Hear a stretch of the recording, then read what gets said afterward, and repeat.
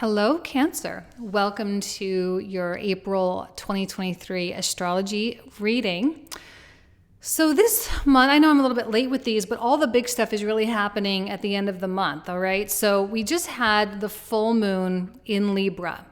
Now, as this full moon is waning, right? So the moon is getting darker. But this particular waning moon is intensifying in energy because we're building our way into that total solar eclipse, which is happening at 29 degrees of Aries. Of course, Aries being a Mars-ruled sign, and we have Mars in your sign right now, Cancer. This is going to be a pretty substantial eclipse for you.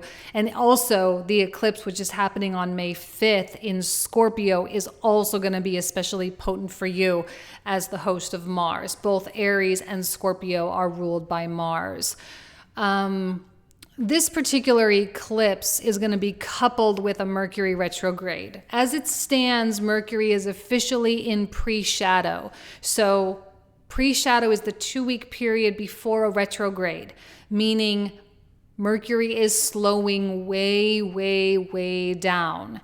And at the time of the eclipse on April 19th here in the US, the 20th in Europe and Australia, on the 19th, Mercury is barely moving, okay? And he's barely moving right next to Uranus, okay? So Mercury, he's our fastest planet. So when he slows down, we feel it. And when he slows down in a sign like Taurus, which is a really dense zodiac sign, and we have an erratic, chaotic, unpredictable planet like Uranus, I really believe this Mercury retrograde is going to get weird, okay?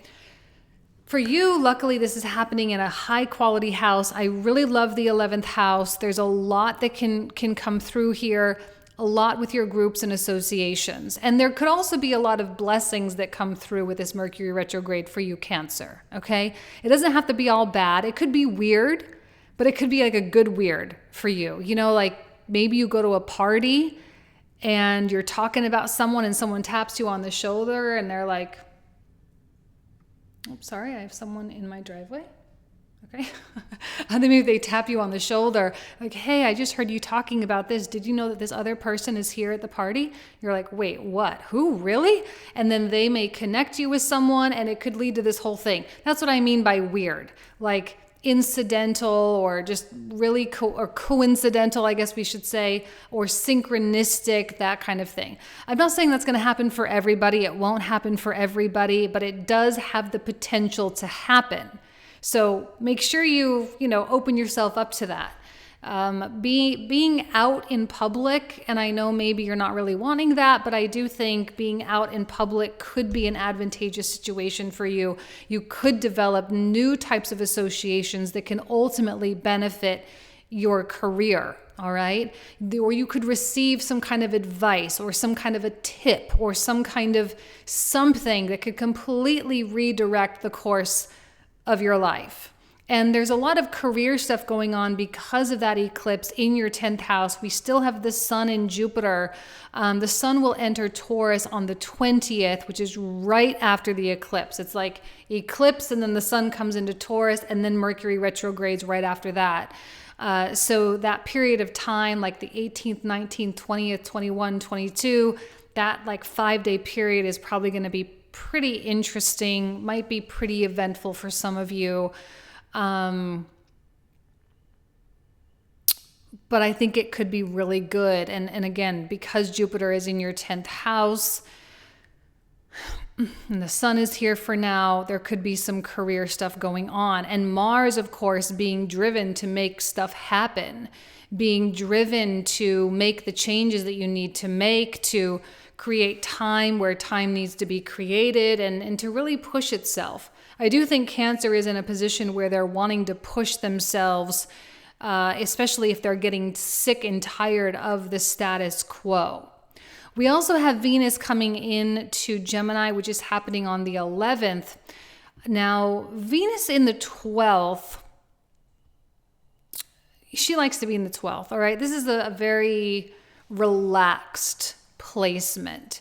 So I do recommend, if you have an opportunity to take a break, a couple of days, maybe you do a little vacation or something, whatever the case is, this is advantageous for that. And really a lot of rest, but like productive rest, not necessarily laying on the couch, binging a Netflix show.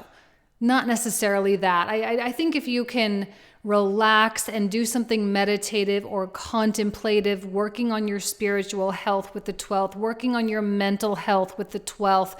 You might also want to do some kind of a social media cleanup during that time, really purging or getting rid of any accounts that you're following that just don't serve your higher purpose or serve your highest vision. Really eliminating a lot of the things that you don't hold in the highest regard.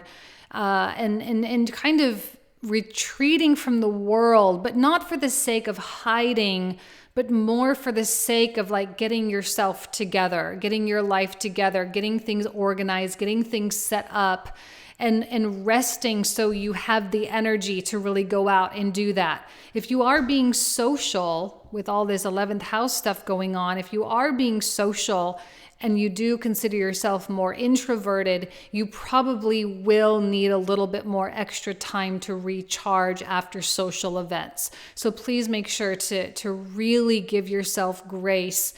You can push yourself a little bit, but I don't recommend pushing yourself too much either, because Venus is going to demand her attention, and she's still very strong in the chart throughout her transit in Gemini. She's certainly a lot stronger than Saturn and Mars. So we really, really want to pay attention to her and what she's doing for you in the 12th. Sleep is a good thing, but you don't want to sleep too much either.